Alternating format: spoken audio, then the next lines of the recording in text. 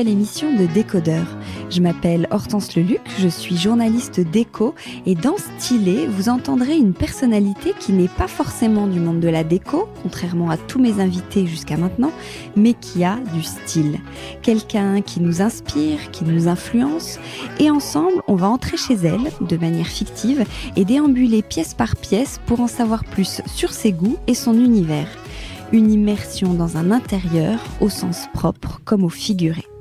Si vous aimez ce podcast, n'oubliez surtout pas de vous abonner pour ne pas rater les prochains et même les précédents puisqu'il y a plus d'une centaine d'épisodes en ligne, que ce soit sur les tendances déco, les actus, les conseils pratiques et bien sûr avec plein d'invités passionnants. Vous pouvez aussi suivre les aventures de Décodeur sur Instagram. D'ailleurs, quand vous partagez l'épisode en story ou que vous m'écrivez des messages, il n'y a rien qui me fait plus plaisir. Merci beaucoup d'être là et bonne écoute.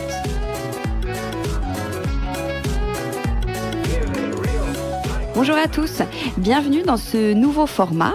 Ma première invitée est Alice Roca, connue aussi sous le nom de Alice in Food. Food parce qu'Alice est styliste à la base, mais après plusieurs années dans la mode et une vraie passion pour l'art de vivre, elle a décidé de quitter Paris pour s'installer dans la campagne normande où elle a imaginé le métier de ses rêves, directrice artistique en art de vivre. Sur son blog, dans sa newsletter et sur Instagram où elle est très suivie, elle partage avec nous ses recettes, ses inspirations, son lifestyle, ses engagements. Elle est hyper inspirante. Les tables qu'elle dresse sont toutes plus jolies les unes que les autres. Il y a toujours beaucoup de fleurs. Son univers est gourmand, chaleureux, nature, bohème. Bref, beau et simple à la fois. Pas de chichi avec Alice, qui partage d'ailleurs ses secrets dans 2 livres, À ma table et Réunir, sortis il n'y a pas très longtemps. Bonjour Alice. Bonjour Hortense. Ça te va cette petite présentation? C'est intimidant cette présentation. Non mais c'est correct. Ah ouais, c'est bien. C'est bien toi. En tout cas, ça me plaît. Ah bon, tant mieux. Alors juste un petit aparté avant de commencer, on enregistre à la Chapelle 14. Je remercie beaucoup Éléonore Levet, qui est la cofondatrice, de m'avoir proposé ce lieu un peu en dernière minute en plus. À cause de moi? Non, bon. Pas du tout, mais c'est l'organisation. On est dans le 18e boulevard de la Chapelle et Chapelle 14, puisqu'on est au numéro 14, propose ici un lieu chaleureux d'art et de rencontres. C'est une galerie d'art. Il y a une grande salle d'exposition où sont représentés des artistes contemporains, des designers, mais aussi des objets plus abordables. Et juste à côté, il y a un disquaire pour les fans de musique et un café.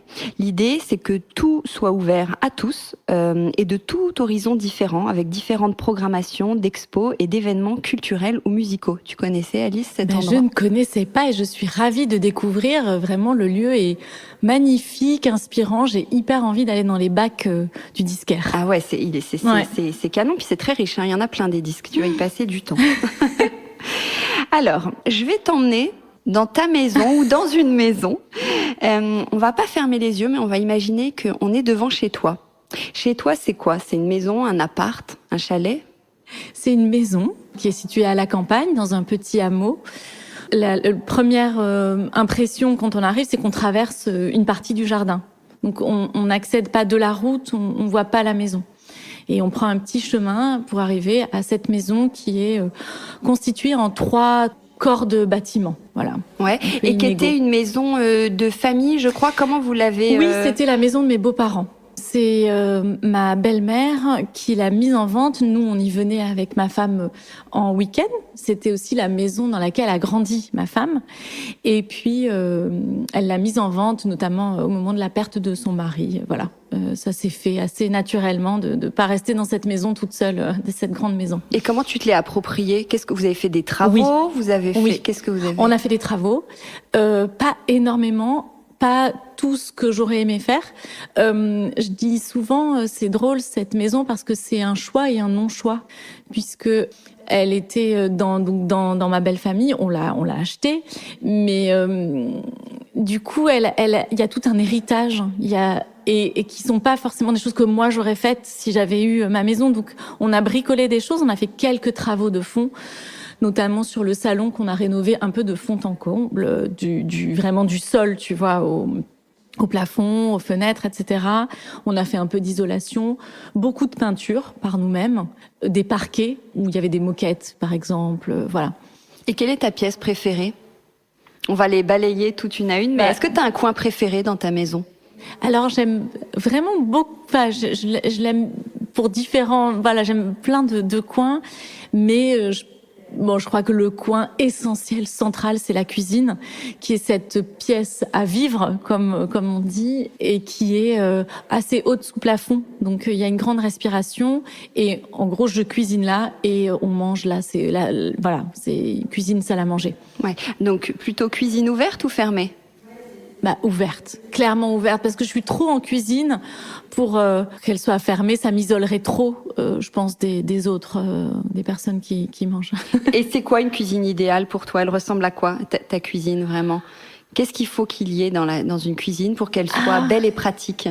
La mienne, en l'occurrence, tu vois, elle est pas méga pratique, parce que je l'ai rénovée il y a quelques années, et que j'ai suivi le plan de base et l'espace de base, j'ai pas tout cassé. Mais maintenant, je sais que ce qui me manque, un des défauts de ma cuisine actuelle, c'est que mon magasinière, enfin si tu veux comment on appelle ça, le piano de cuisine, il est situé sur le mur aveugle, qu'il n'y a pas de lumière. Et ça, ce serait la première chose que je ferais, c'est-à-dire d'avoir ce qu'on dit un îlot central, ou tu vois, en fait, d'être, en tout cas, de cuisiner avec la lumière qui vient. Et c'est un peu le défaut, c'est typiquement les maisons normandes, si tu veux, qui ont tout un côté complètement aveugle. Voilà, c'est la lumière, en fait. Je trouve que c'est très important. La lumière naturelle. Et alors, t'es plutôt rangement fermé ou, tu sais, exposition ? Les deux. Parce que je trouve qu'il y a un côté hyper important du pratique, du tiroir qui glisse, tu vois, et où vraiment t'accèdes à tout. Ça fait partie des choses que j'ai refaites. Mais par ailleurs, j'aime avoir accès visuellement à mes légumineuses, mes céréales, mes tasses. J'aime aussi beaucoup le côté vivant des étagères ouvertes. Donc voilà, en bas, sous le plan de travail, c'est fermé, c'est des tiroirs, et au-dessus, c'est ouvert. Est-ce que t'as, je pense que tu vas me dire oui, des bocaux, c'est ça, qui sont alignés, évidemment. Alors, comment on nettoie les bocaux ? Il y a de la poussière tout le temps, non ? En fait, le principe des étagères ouvertes, et encore plus dans une maison de campagne, c'est qu'il y a de la poussière tout le temps. Mais toi, tu vas me dire, comme tu les utilises beaucoup, il n'y a pas forcément de poussière. Si, il y en a, et tout d'un coup, je vais avoir une espèce de fulgurance. Là, il va falloir que, donc je nettoie comme ça. Tout d'un coup, ça me prend, et hop, je passe 1 heure et je nettoie tous les étages. C'est un peu fastidieux. Dans ta cuisine, on va dire qu'il y a une enceinte. Est-ce que tu écoutes de la musique, des podcasts ? Est-ce que tu es concentré pour cuisiner ? Oui. Ou tu es concentré pour cuisiner ? Mais tu écoutes de la musique. Le podcast peut avoir un côté, rentrer dans un état de concentration. Donc moi, ce que j'aime, c'est donc j'écoute de la musique, mais principalement des podcasts. En tout cas, quand je suis seule en cuisine. Et là, je suis dans mon monde, dans mon univers, et je peux pas avoir d'interaction avec les autres personnes. Donc c'est des moments où je suis très avec moi-même. Et ce qui est souvent le cas, si c'est ton travail, t'es souvent en cuisine seule la journée. Oui, mais sauf qu'aujourd'hui, ma cuisine reste la cuisine familiale. Donc je rêve de pouvoir l'exporter et avoir un labo. Donc ça n'est pas toujours le cas, et pour ça, je cuisine le soir quand tout le monde est couché. Ah ouais ? Oui, beaucoup. J'appelle ça ma cuisine de nuit. Donc tu cuisines en avance ou c'est pour parce que je prépare pour des projets, pour préparer en avance. Il y a plein de raisons qui font que je suis dans ma cuisine en soirée. La nuit. Et t'aimes bien, c'est ton moment à toi. J'adore, parce que je suis vraiment seule. Et d'ailleurs, je préfère, ça fait partie de ces moments avec moi-même, ouais. Pour toi. Dans tes placards, il y a quel type de vaisselle ? Qu'est-ce que t'aimes bien ? Alors, j'ai beaucoup de vaisselle chinée, mais de plus en plus, au fur et à mesure, au fil des années, j'aime les vaisselles faites à la main par des artisans et artisanes. Et donc, je pense à mon amie Marion Gros, dont j'ai quand même une belle collection de vaisselle. Je pense à Hélène Maury aussi, qui fait des céramiques, de l'utilitaire aussi très beau. Et au fur et à mesure, je me rends compte, parce que tu vois, quand je fais mes ateliers à la maison et je sors mes petites tasses, je n'ai plus aujourd'hui une tasse industrielle. C'est-à-dire que toutes les tasses que j'ai viennent de potiers, en fait, c'est passé par la main de l'homme. Et moi, c'est une sensibilité qui me touche. Et donc, chaque tasse a un peu son histoire. En effet, ce sont des produits qui ont un coût. C'est pas le même prix d'acheter une tasse chez une céramiste ou un céramiste que chez Monop. Mais il y a une âme Et moi, je la ressens, voilà, j'y suis très sensible. Alors, on passe à table. Tu mets une nappe, des sets, rien du tout. Alors, ça change tout le temps. Dans le quotidien, j'aime bien mettre des sets de table que j'ai, qui sont en paille, tu vois, à carreaux, qu'on trouve, je sais, trouver chez Caravane ou Conran Shop. J'aime bien, mais parfois on met rien. Et après, y a les tables plus, tu vois, avec les invités du week-end ou voilà, quand je reçois. Et là, ça peut aller très loin dans le... Eh ben, alors, allons plus loin. On a dû te poser la question 50 fois. Comment tu dresses une jolie table ? Tes tables, elles sont toujours ravissantes. Qu'est-ce que tu fais ? Il y a des fleurs, c'est l'histoire de mettre des bougies ou quels sont tes secrets ? Secret, je sais pas. En tout cas, c'est plutôt, pour moi, c'est de penser les choses ensemble. C'est-à-dire que c'est, par exemple, ça peut être les fleurs du moment, le mimosa, qui va me donner envie d'associer telle couleur de nappe, telle couleur d'assiette et de serviette. Donc c'est comme si souvent j'ai un point de départ, une envie, donc ça peut partir des fleurs, mais ça peut partir aussi d'une vaisselle. Tu vois, il y a plein d'inspirations, et de là, je crée une ambiance et souvent une harmonie. Enfin, je pense une harmonie autour de ça. Mais c'est pas prise de tête, hein, tu vois, ça se fait très naturellement. Je me dis je ressors ces assiettes qui sont jaunes, ça me fait penser. Enfin voilà, c'est comme ça que je fais mes tables. C'est ton voilà qui m'intéresse. Qu'est-ce qui fait une jolie table ? Tu vois, quelqu'un qui saurait pas faire, qui a quand même envie de faire joli, qu'est-ce qu'il faut faire pour que ce soit joli ? Moi, je dirais que c'est penser à l'harmonie et à ce que ce soit qu'il y ait un certain équilibre, et que parfois c'est un tout petit détail, tu vois, c'est vraiment nouer une serviette sur l'assiette, faire un petit nœud tout simple.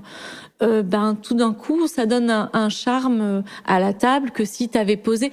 Je dirais que dans la gestuelle presque, dans la façon de disposer les éléments, il y a peut-être une délicatesse et que les choses sont posées avec soin. Donc peut-être que c'est cette notion de soin et en fait d'accueillir et de se dire qu'est-ce qui va faire plaisir au regard, tu vois, et qui va accueillir les personnes qui vont venir. Et plan de table ou pas plan de table quand on est avec des amis ? Non. Je le fais très très rarement. Non, parce que c'est quand même détendu, tu vois, c'est quand même pas après pour des événements où voilà, j'adore, mais je pense que mes amis ils me prendraient un peu pour une toc-toc si je faisais des petites étiquettes avec leur nom. Je crois que là ce serait un peu trop. Déjà que parfois ils trouvent que c'est beaucoup. Ils trouvent que c'est beaucoup ? Ils me le disent pas, mais non, ils trouvent ça beau et tout, mais je sais que bon, ça dépend de la sensibilité des amis aussi, tu vois. Donc, mais je pense que je peux paraître parfois un peu, c'est un peu beaucoup, mais c'est mon plaisir. Ouais, c'est mon métier, c'est mon plaisir, et c'est ma façon aussi de les accueillir. C'est important pour moi. Pourquoi ça te plaît tant, justement, d'être à table de ton dernier livre s'appelle Réunir ? Oui. Qu'est-ce qui se passe en toi ? Je crois que il y a vraiment quelque chose dans le fait de nourrir les autres, d'accueillir, qui est pour moi c'est le sel de ma vie, tu vois, c'est vraiment les battements du cœur, comme la cuisine, c'est vraiment ce que je ressens, tu vois. Pour moi, c'est comme le cœur de la maison, tu vois, et au sens propre et au sens figuré. Et donc réunir des amis, la famille à table et les nourrir avec de bonnes et belles choses et plats, je trouve que voilà, ça met tout le monde en joie. Enfin, a priori, tu vois, c'est plutôt, c'est vraiment ça. Donc c'est faire plaisir aux autres ? Oui, je dis que c'est donner. Il y a vraiment cette notion de générosité que j'adore. Voilà, j'adore nourrir, j'adore donner. Et je disais encore récemment, j'avais cette discussion. Et évidemment que je fais ça aussi pour être aimé. Il faut être honnête avec soi-même. C'est une façon d'aimer et d'être aimé, clairement. Ouais. Tu donnes, donc tu vas recevoir. Oui, c'est pas que j'attends, mais je me rends compte que oui, que je reçois comme ça, qu'en fait c'est beaucoup plus facile peut-être de recevoir un compliment en disant une personne qui te dit que c'est trop bon ce que t'as fait à manger, peut-être que de s'entendre dire t'es talentueuse ou t'es douée, ou tu vois, que ça passe par la nourriture, il y a quelque chose qui est plus facilement recevable, en tout cas j'ai l'impression. À ta table, tu as le droit à 6 invités, 6 personnalités. Oh qui là sont là. pas tes amis, qui sont pas des amis, qui sont des personnes que tu aimes, que tu admires, qui peuvent être célèbres ou moins célèbres, morts ou pas morts, du Moyen-Âge ou Oh là là là là. contemporains. Il en faudrait beaucoup plus que 6 déjà. Ouais. Je précise que je n'ai eu aucune question de ce podcast avant de venir. Mais ça, j'adore ça, me jeter dans le vide. Alors là, qui me vient? Parce que ce matin, j'ai laissé aux enfants, quand je pars comme ça, là 2 jours, j'ai laissé aux enfants un livre d'Annie Albers, qui était la femme de Joseph Albers, c'est une artiste que j'aime beaucoup, qui faisait beaucoup de tissage. Donc allez, Annie Albers à ma table. Je veux pas prendre que des personnes mortes, mais non, des artistes en fait, tu vois. Je mettrais Louise Bourgeois, mince, elle est morte. Je mettrais peut-être la famille, tu vois, peut-être Charlotte Gainsbourg, Lou Doyon. Les 2, allez, autant prendre les 2 sœurs. Qui est-ce qui me viendrait là, une écrivaine dont j'ai beaucoup aimé le dernier livre que j'adore, qui s'appelle Marion Fayolle. J'adorerais l'avoir à ma table.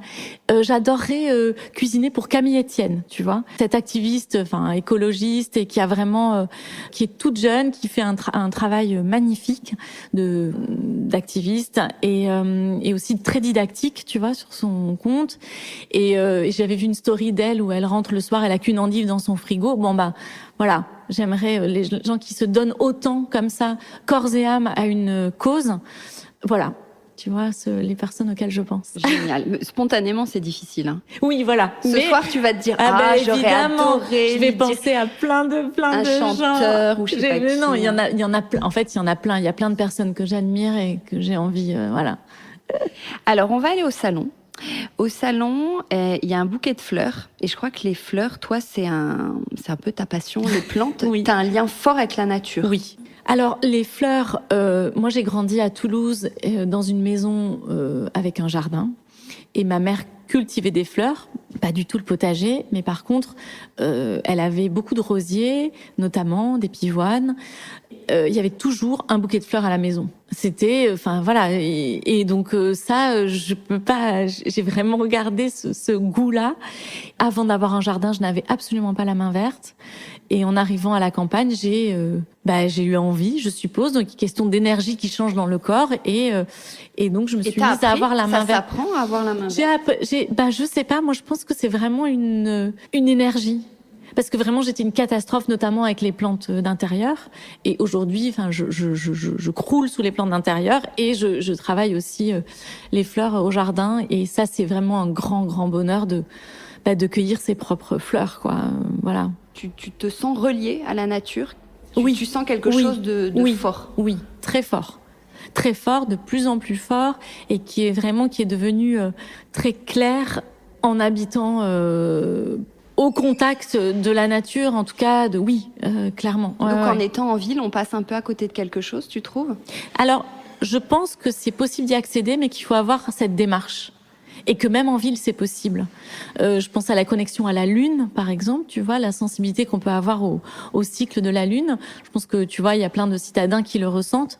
J'ai l'impression que c'est plus puissant à la campagne, mais c'est quelque chose qu'on peut développer, vraiment. Alors, pour en venir aux fleurs, il y a beaucoup de fleurs dans tes plats aussi. Oui. Les fleurs se mangent. Ah bah oui. Mais quelles fleurs se mangent? Beaucoup. Alors, il faut faire attention, il faut le savoir, il faut être au courant. Jamais on ne mange une fleur ou une plante si on n'est pas sûr de soi. Ceci dit, maintenant, il y a de plus en plus de cultures de fleurs comestibles.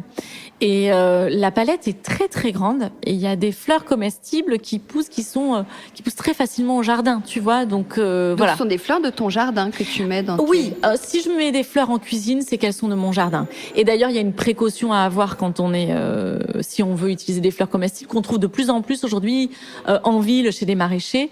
C'est des fleurs qui sont cultivées à cette escient. C'est pas, tu coupes pas de ton bouquet du fleuriste parce que tu ne sais pas où elles ont été cultivées, comment elles ont été pesticidées, etc. Ok, on est sur ton canapé. T'as quoi comme genre de canapé? C'est la cata du canapé. Ah mince. Je fais partie de. T'as pas de canapé dans ton salon? Si, mais alors c'est un canapé Ikea qui a 15 ans, tu vois, et c'est un rêve de changer de canapé, et que je recouvre d'Aïk, tu vois, de tissu ancien marocain. Donc pour l'instant, c'est ça. Ça n'est pas très confortable.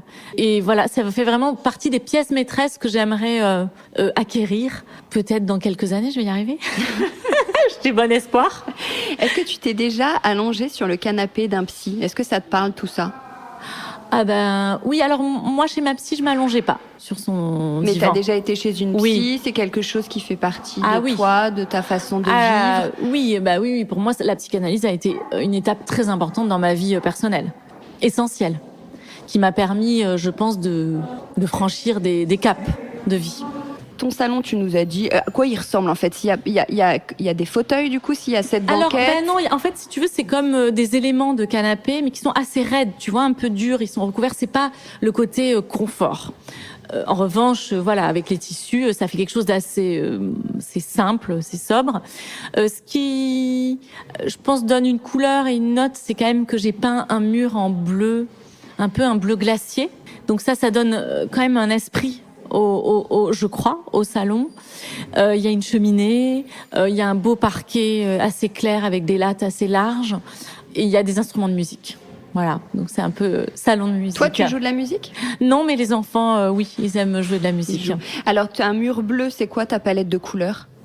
C'est-à-dire tu as un mur bleu ? Oui, du j'ai coup, deux murs bleus, en fait. Dans la vie, je fais une transition. Tu fais un pont. Un pont. Oui, quelle est ma palette de couleurs ? Ouais. Oui, bleu, c'est pas du tout mes couleurs d'ailleurs, normalement, mais c'est pas, ça m'inspirait. Si j'ai une petite parenthèse, mais j'ai une énorme photo d'une amie artiste, et ça c'est vraiment, qui s'appelle Estelle Anania, et dont j'aime beaucoup le travail. C'est un peu une pièce maîtresse, tu vois, dans le salon.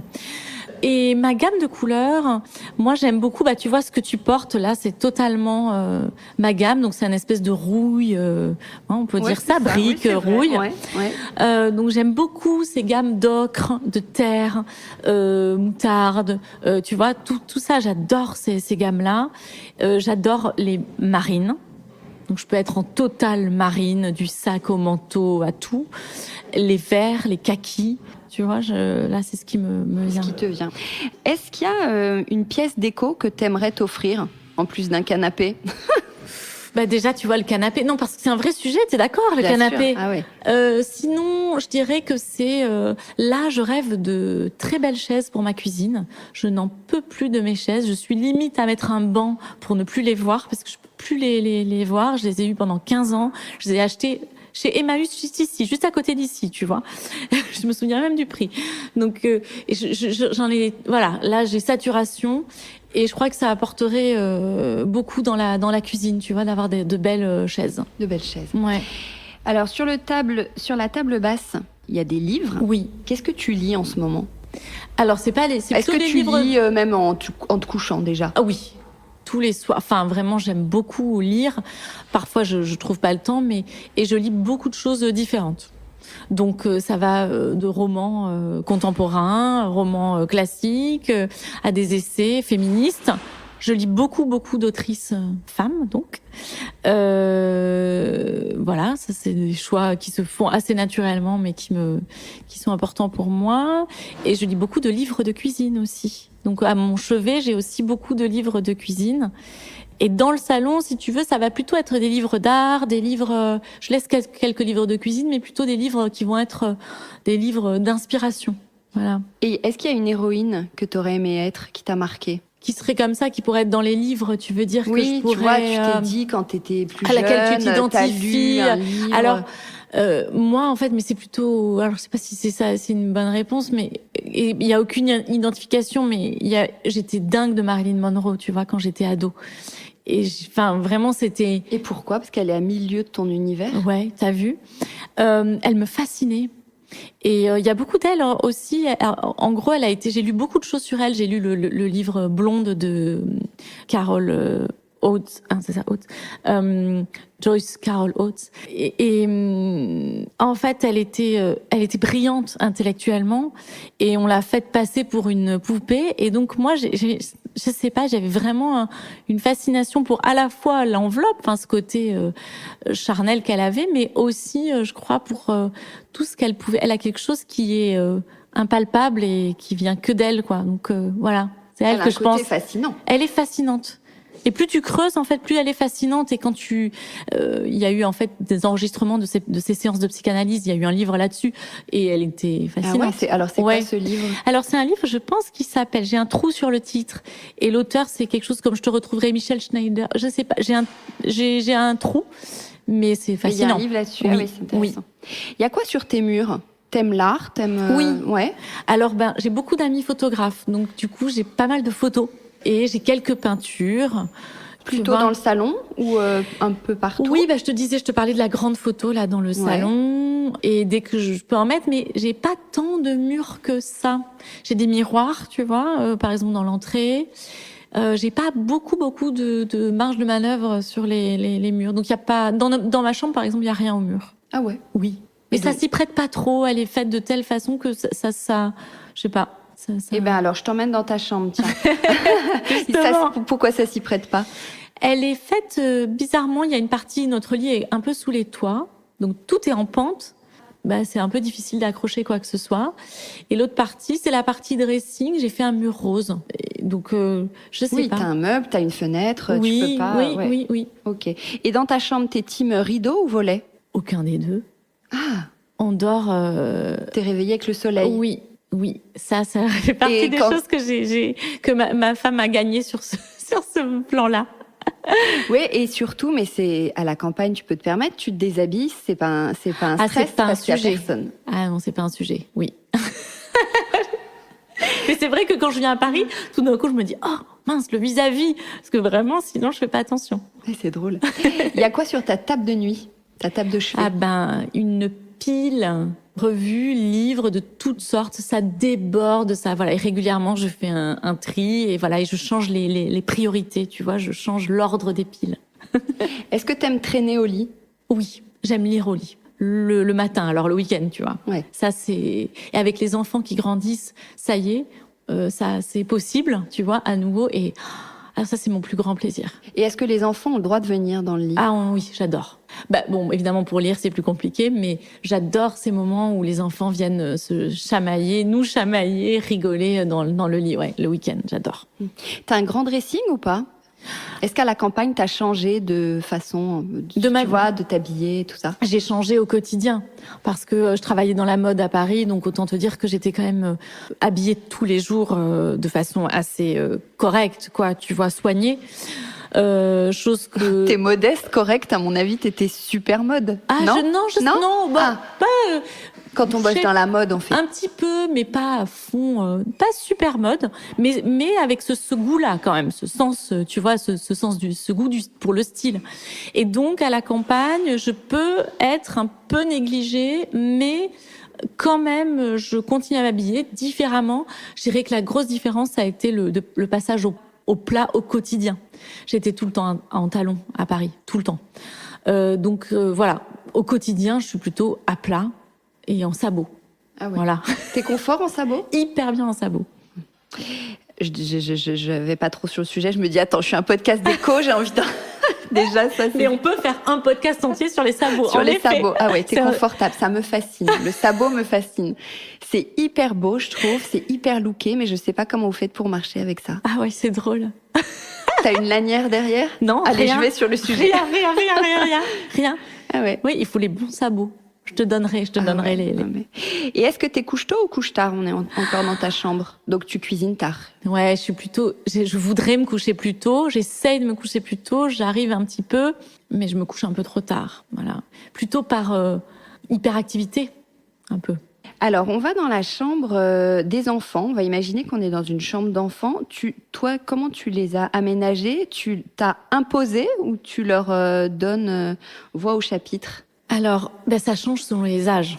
Par exemple, mon fils cadet, qui a 9 ans, c'était d'abord la chambre de son grand frère, de mon fils aîné.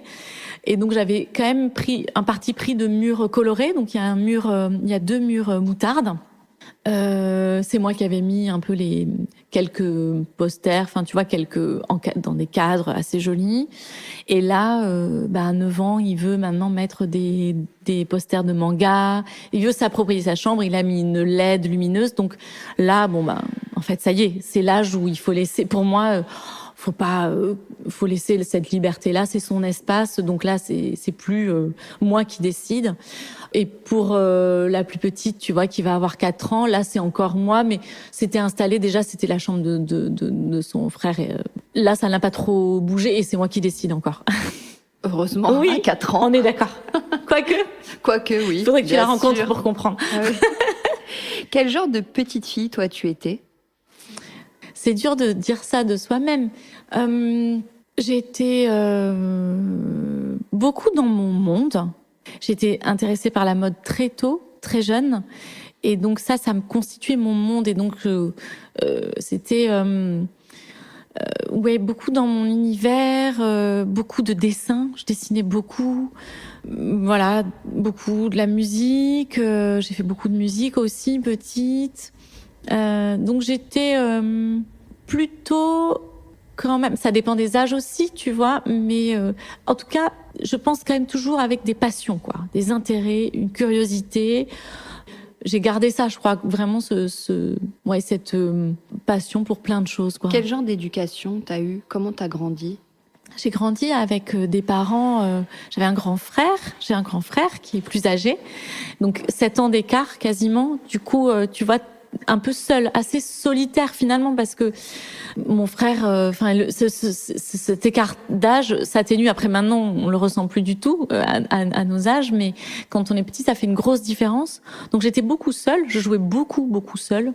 Je faisais beaucoup de collections de plein de choses dans des magazines, des petites miniatures de parfums, tu vois, tout ça. Et mes parents étaient assez stricts. Et l'école était très importante. Il fallait encourager vraiment, ils soutenaient beaucoup le parcours scolaire et tout en soutenant aussi le fait qu'on veuille faire, mon frère et moi, des activités artistiques. Tu vois, il n'y avait pas d'interdit de ce côté-là, pas du tout. C'était très soutenu, mais il fallait réussir à l'école et donc c'était un cadre assez sobre. Tu vois, c'était régulier, on mangeait en famille tous les 4, tous les soirs à 19h. Voilà, c'était pas tourné vers le divertissement ou vers, tu vois. Il y a aussi une question génération. Je vois bien, à la différence de mes enfants, on allait très peu au resto, on partait peu en voyage. C'est un mélange à la fois mon père était vétérinaire et ma mère était notamment psy à un moment. Bon. Les moyens étaient corrects, tu vois, mais plutôt, il n'y avait pas besoin de faire 10 000 choses, quoi. Et comment t'as trouvé ta voie ? Comment t'en es arrivée là jusque, tu vois, à ce que tu fais ? Il y a des choses qui se sont faites, qui étaient là quand je te dis que j'étais passionnée de mode. Vraiment à 5-6 ans, je disais que je voulais devenir styliste. Et ce désir-là, je l'ai tenu pour le réaliser quand je suis venue faire mon école de stylisme à Paris plus tard. Et je suis devenue styliste. Et aujourd'hui, je dirais que c'est tous les intérêts, toutes mes passions en fait qui sont réunis, qui s'expriment de différentes façons, que ce soit donc l'ADA, comme tu le disais, la direction artistique, l'image, le fait de vraiment faire la cuisine, de faire moi-même des photos. Ouais, donc l'écriture aussi, et tout ça, ça réunit tout ce que j'aime. Donc ça s'est fait, disons que en tout cas là, dans ma deuxième partie peut-être professionnelle qui sort de la mode, c'est peut-être de réunir tout ce qui m'anime, je dirais. Ouais, mais comment t'as basculé ? C'est en décidant de venir vivre à la campagne ? Ça a été fondateur, ça a été vraiment déclencheur, parce que j'avais quand même une petite saturation de la mode et du milieu de la mode et de ce métier. Donc ça a été une pause. Après, j'y suis quand même revenue en freelance, et surtout. Moi, j'ai pas du tout l'impression, si tu veux, j'ai fait des choses, j'ai réussi à faire des choses comme des livres, mais je trouve que c'est toujours work in progress, quoi. C'est toujours en train de se faire, et c'est probablement ça aussi qui me tient et qui fait que, en fait, c'est toujours avancé, mais ça n'est absolument pas acquis. Et j'ai toujours l'impression d'être débutante, un peu. Alors, c'est pas très vendeur, tu vois, mais il y a quelque chose comme ça qui me permet peut-être de me remettre en question tout le temps, de me renouveler et ça a des aspects positifs et des aspects négatifs, mais tu vois, j'ai pas quelque chose aujourd'hui de complètement installé, assis, et j'essaye de travailler pour ça, tu vois. Mais en fait, c'est beaucoup de travail, mon parcours, mais qui se fait un peu en sourdine, tu vois, qui est un peu, qui n'est pas forcément apparent. Enfin, je sais pas comment dire. Je vois tout à fait ce que tu veux dire. Mais tout tourne autour du style. Tu disais depuis toute petite, tu voulais être styliste. Mais d'où ça te vient, cette notion, tu vois? Eh ben alors ça, écoute. Tes parents, tu vois, t'as grandi dans un univers stylé. Ah, c'est une bonne. Je crois que ma mère, quand même, a toujours eu beaucoup de goût et beaucoup de style. Donc oui, il y a une transmission là, pas du tout d'ailleurs sur le côté féminin. Donc moi j'étais très féminine, elle était pas du tout féminine. Moi j'étais très attirée par le côté très féminin. Donc elle se demandait un peu d'où ça sortait, parce que ça venait pas d'elle. Elle était plutôt ce côté un peu juste à la Gainsbourg, tu vois, androgyne. Et après il y avait quand même ce goût des beaux objets, des belles matières. Une maison qui avait été en partie, tu vois, repensée par un architecte. Donc, il y avait quand même un espace qui avait été une extension de la maison qui avait été pensée avec, goût et une approche intellectuelle, tu vois, pas simplement on rajoute une véranda, tu vois, voilà. Et le plaisir de manger? Ah bah alors ça, maman, non mais... que ce soit aussi fort, je sais pas comment je l'ai développé. Mais j'ai toujours adoré manger, ça a toujours été très important. J'ai toujours adoré faire la cuisine, et tout était fait maison. Il y avait ce goût des produits, d'aller au marché, tu vois, d'acheter des produits frais, de cuisiner des produits frais. C'était normal en fait, c'était la base. C'est intéressant, parce que parfois on prend le contre-pied, c'est toujours sympa de savoir. On va sortir de la chambre, tu leur dis quoi à tes enfants quand tu les couches? Qu'est-ce qui est important? Quelle valeur tu veux leur transmettre? Pour moi, la valeur la plus importante, c'est leur donner confiance en eux. Et je trouve que c'est peut-être la chose la plus difficile à avoir dans la vie, tu vois, d'avoir suffisamment confiance sans que ce soit non plus l'écueil. C'est peut-être aussi d'être pédant ou d'être, tu vois, trop sûr de soi, etc. Mais je pense que c'est très important, quoi. C'est vraiment fondamental. Donc, je crois que c'est, évidemment, leur dire que je les aime et les soutenir, et voilà. Je sais que les rituels du soir et les rituels notamment de la lecture sont très importants. C'est-à-dire que vraiment on lit beaucoup d'histoires. Et pour moi, c'est une richesse, en fait, c'est nourrir l'imaginaire aussi avec, donc, je suis une grande consommatrice de livres pour enfants. J'adore aller dans les librairies jeunesse, voilà. Pour moi, je trouve que les livres qu'on a eus enfants, tu vois, ils nous ont marqués, ils nous ont construits, et ils développent un imaginaire. Donc j'ai envie de le transmettre à mes enfants. On va dans la salle de bain. T'es plutôt bain ou douche? Alors, je suis douche, mais en hiver, là, je me suis fait une petite phase de bain, parce qu'il fait quand même super froid, même dans la maison et tout. Donc, j'ai fait quelques bains pour me réchauffer. Ouais. Tu te dis quoi quand tu te regardes dans le miroir le matin? Je me rends compte que c'est un podcast de psychologie. Tu devrais trouver style psycho. Ouais. Je me dis quoi? Je me regarde pas trop. Je prête pas trop. Si je vois là, j'ai 43 ans et je me dis j'ai cette espèce de veine un peu là qui sort sur sur la cerne. J'ai maintenant un peu les plis des draps le matin que j'avais pas avant, tu vois. Je peux me dire ça, mais bon, voilà. Rien de spécial. Alors, on redescend à ton bureau. Je crois que tu as un bureau atelier. Oui. Ça, c'est canon. Ah bah oui. Qu'est-ce que c'est que cette histoire? Comment tu l'as aménagée? Mais comment j'ai réussi à prendre la pièce la plus grande de la maison? Oui. Parce que j'ai besoin de place. C'est un peu le propre de mon métier. Non, parce que ta place, c'est dans la cuisine. Oui, mais quand même. Ta place, c'est dans la cuisine. Cette phrase ne doit pas être sortie du contexte. Oui. Non, en fait, j'ai choisi cette pièce parce que quand même, j'ai continué à travailler en styliste freelance. On fait notamment, tu vois, des moodboards ou donc des grands panneaux où tu mets les inspirations. J'ai une table où j'ai même une machine à coudre pour faire moi des choses perso, des essais. J'ai beaucoup de livres, j'ai beaucoup de matériel, j'ai de la vaisselle, voilà, c'est mon atelier bureau et j'ai besoin de cette place. J'adore cet endroit. Ouais. Tu passes beaucoup de temps. Oui. Ouais. Y a ton téléphone.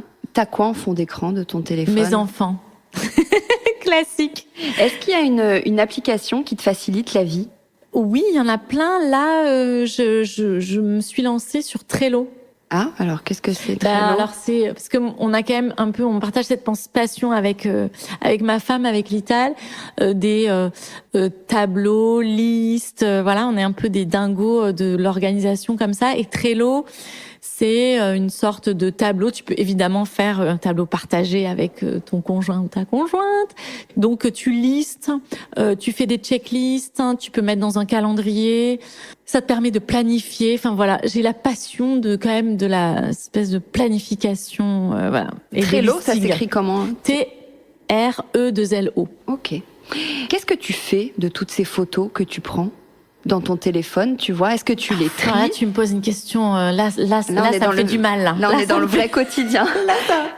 Oui. Parce que j'imagine que tu as tes photos perso. Déjà, elle, qu'est-ce que t'en fais? Est-ce que tu tries, t'imprimes? Et toutes tes photos de tous les événements que tu organises? Alors ça, j'essaye d'organiser. Je fais des albums et je sais classer. C'est sur un disque dur. Pour tout ce qui est quand même travail, livres, contenu, etc., c'est à peu près à jour. Perso, ça l'est beaucoup moins. Et donc, j'ai à peu près 12 ans de retard sur les albums de famille. Et là, ce que je me suis dit, c'est que je recommence à en faire. J'en ai fait un. J'étais très fière grâce à une petite boîte qui m'a proposé de faire un album qui s'appelle Édition 19. Et alors, en gros, tu fais ta sélection de photos. Ils les font imprimer. Donc, vraiment, t'as des photos imprimées et ils t'envoient l'album qui est très joli en tissu et après tu les mets tu colles les photos à l'intérieur. C'est pas un livre photo, tu vois. Et j'ai adoré faire ça et les enfants adorent parce qu'ils adorent revoir ça. Donc là, ça m'a motivée et je me suis dit bon, comment s'en sortir quand t'as 15 ans d'archives? Ben je me suis dit je fais le truc récent. Donc c'était notre l'été dernier, tu vois, j'ai fait ça. Voilà, mais ouais, c'est dur. Sinon, j'ai des albums, mais j'ai l'impression que ça me prendrait une vie de tout trier. Enfin, on a un vrai problème avec ça quand même. Combien tu fais de photos pour une photo publiée? Ah, ça dépend complètement. Parce qu'il y a des photos très spontanées. Tu vois, par exemple, le post que j'ai fait là aujourd'hui, qui est quand je mets ce que j'avais dans ces jours-ci à la maison ou dans mon assiette, ça peut être une photo comme ça, clac, et elle est publiée. C'est autre chose quand je fais du contenu avec donc là où j'utilise mon appareil photo, moins l'iPhone.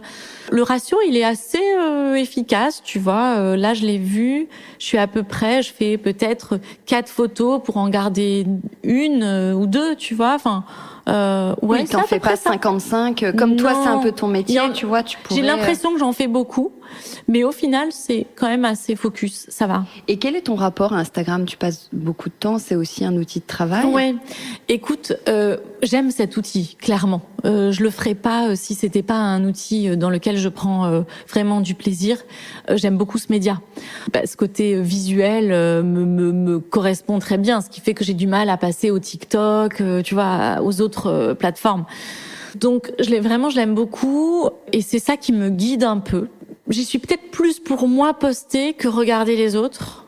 Mais je regarde évidemment, mais surtout je regarde assez vite, je regarde pas forcément, ça dépend quel sujet. J'enregistre, tu vois, je fais plein de dossiers, mais je vais pas forcément regarder dans mes dossiers. C'est comme si, tu vois, les idées, elles doivent passer par moi, me traverser, et c'est une façon pour moi pour pas copier texto, pour pas, voilà.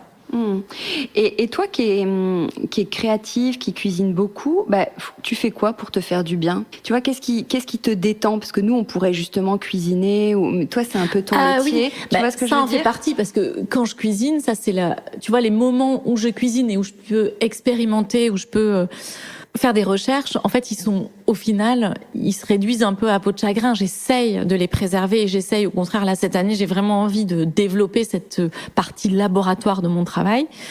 Mais la réalité, c'est que j'ai aussi beaucoup de mails. Enfin, en fait, tout ça, comme tous les boulots, ça accompagne de beaucoup d'intendances, d'organisation, tu vois. Donc, de fait, la cuisine m'apporte toujours cette satisfaction.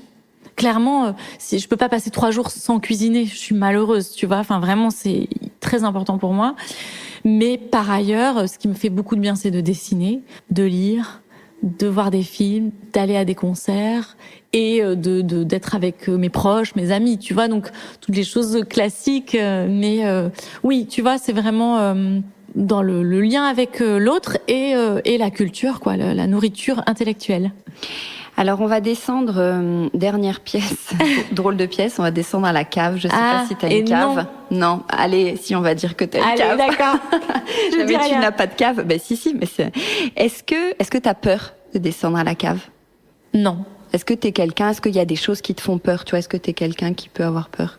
Pas vrai, un petit peu, mais pas vraiment, parce que tu vois, non, je crois pas trop. Est-ce qu'il y a des choses que tu trouves, qu'est-ce que tu trouves qu'il y a forcément des choses, qu'est-ce que tu trouves difficile au quotidien ou dans ton métier? Je trouve que c'est aussi ce que je développe beaucoup justement dans ma newsletter que tu connais, et dans laquelle j'explore aussi toutes les aléas et tout ce chemin de travail en tant qu'indépendante et de ce métier-là, et que donc ça n'est absolument pas une ligne droite, c'est très sinueux, et donc il y a des hauts, il y a des bas, et je trouve que pour rien au monde, je ne reviendrai sur le fait. Enfin, je pourrais pas revenir salariée aujourd'hui dans une boîte. Donc, je savoure l'indépendance, mais elle s'accompagne quand même d'angoisse, notamment sur le plan financier, parce que tu peux avoir des moments très bien et puis des moments où c'est difficile. Et que ça, il faut savoir gérer ça émotionnellement. Et ça peut énormément perturber la vie personnelle, la vie, voilà, c'est des angoisses lourdes, tu vois, qui peuvent être lourdes en tout cas. Ouais, bien sûr. Dans la cave, parfois, il y a du vin. Est-ce que toi, qu'est-ce que tu prends pour quand tu veux prendre un petit verre? Tu bois du vin, de la bière, ou t'es sans alcool? Alors, je bois peu. Mais j'aime vraiment le vin, beaucoup, plus que les alcools forts, mais j'aime les cocktails, tu vois, d'ailleurs sans alcool ou avec alcool. J'aime beaucoup le vin, alors le vin blanc, et je le bois plutôt exceptionnellement le midi, tu vois, pour un déjeuner du dimanche ou des occasions comme ça, parce que maintenant il m'empêche un peu de dormir, voilà, j'ai constaté ça. Ça c'est l'âge, mais non, je savoure vraiment, mais tu vois, je le savoure, c'est-à-dire que c'est pas dans mon quotidien, et j'ai vraiment ce plaisir du week-end où je bois quelques verres, quoi. Ouais. On a terminé la petite visite. Je vais partir. C'est l'heure des remerciements. Si je devais t'offrir un cadeau qui te fait hyper plaisir, tu vois, c'est un peu Noël. Qu'est-ce qui te ferait plaisir? Tu sais, à Noël, parfois, tu fais une liste et puis t'as pas du tout les cadeaux que t'aimerais. Et t'as pas du tout. Attends, j'ai pensé à un truc. Je me suis dit, c'est marrant, personne m'offre ça et j'aimerais trop. Zut. Bon, j'en ai parce que j'ai des listes de cadeaux en rêve. J'en ai beaucoup, des listes de cadeaux. Mais genre quoi? Non, par exemple, je dis toujours, et ça c'est vrai, c'est-à-dire que si tu m'offres une très bonne huile d'olive, je suis la plus heureuse. Tu vois, déjà quelque chose à manger qui soit bon, un bon produit, ça, tu peux pas te tromper. Donc voilà. Par exemple, en hiver, un bouquet de fleurs de Paris, par exemple, ça me fait de Paris. Comme j'ai pas de fleurs au jardin.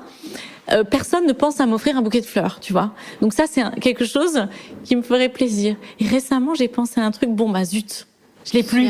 Mais c'était vraiment, quand je te dis récemment, c'était hier, tu vois. Je me suis dit, ça, personne ne pense à me l'offrir. Bon, ça va revenir. Désolée. Je disais tout à l'heure, t'as un univers qui est beau, mais qui est assez simple. Est-ce que t'as quand même un petit snobisme en déco? Quelque chose sur lequel tu lâcherais pas et qui est une petite exigence que tu as, ou un petit snobisme? Je sais que, je sais pas si c'est tu vas me dire si c'est la réponse, mais je supporte pas, par exemple, les bouteilles d'eau minérale en plastique. Si, ça répond, ouais. Voilà. Donc dans la cuisine, enfin tu vois, partout, enfin ça vraiment c'est hors de ma vue. Moi je n'en consomme pas, mais ça me fait mal aux yeux. Enfin c'est un truc vraiment, c'est pour moi ça tâche dans l'harmonie que j'essaye de créer dans la maison, et donc vraiment j'ai du mal, et j'ai même ramené du Maroc, tu sais, quand ils ont des couvre-bouteilles comme ça en raffia. Donc quand parfois il y a des parents qui ont des bébés, donc ils ont tu vois, la panoplie, le lait en poudre, la bouteille et tout, et puis ils posent ça comme ça. Non. Je leur donne un joli petit panier en osier, ils mettent toute leur poudre et tout comme ça, tout est joli dans le panier. Donc tu peux appeler ça du snobisme si tu veux. Non mais je vois, ouais, très excellente réponse. Voilà, c'est parfait. Bon, merci beaucoup Alice d'avoir répondu à toutes mes questions qui étaient parfois un peu personnelles. Merci Hortense, c'était un très très bon moment. Ciao. Salut.